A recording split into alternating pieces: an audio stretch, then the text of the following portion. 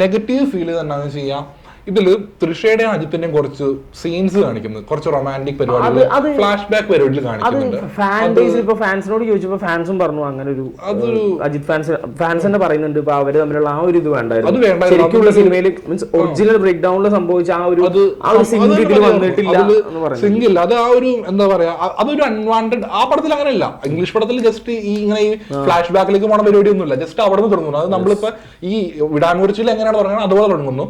ഇത് ഈ flash back പരിപാടി ഇവരെന്താ പറയാ, ഒരു റൊമാൻറ്റിക് ഒരു കപ്പിൾ പരിപാടി കൊണ്ടുവരാൻ വേണ്ടി കാണിച്ചതാ, ആ ഒരു വെഡിങ്ങും കാര്യങ്ങളൊക്കെ. പക്ഷെ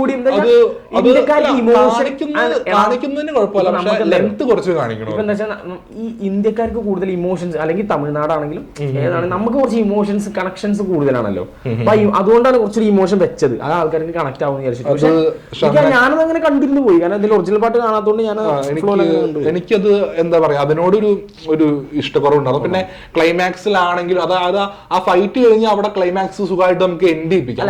അതാ ഞാൻ പറഞ്ഞത്, നേരത്തെ പറഞ്ഞ പോലെ നമുക്ക് കുറച്ചുകൂടി സെന്റിമെന്റൽ ആയിട്ട് ആ പടത്തിനെ എങ്ങനെ ബാക്കിയുള്ളവർക്കും ലേഡീസിനും കൂടിയും എങ്ങനെ, അത് നമുക്ക് ഒരു ഫാമിലി ഓഡിയൻസിന് എങ്ങനെ അത്, എനിക്കത് മൊത്തത്തിൽ അത് വർക്കായില്ല ആ ഒരു പരിപാടി.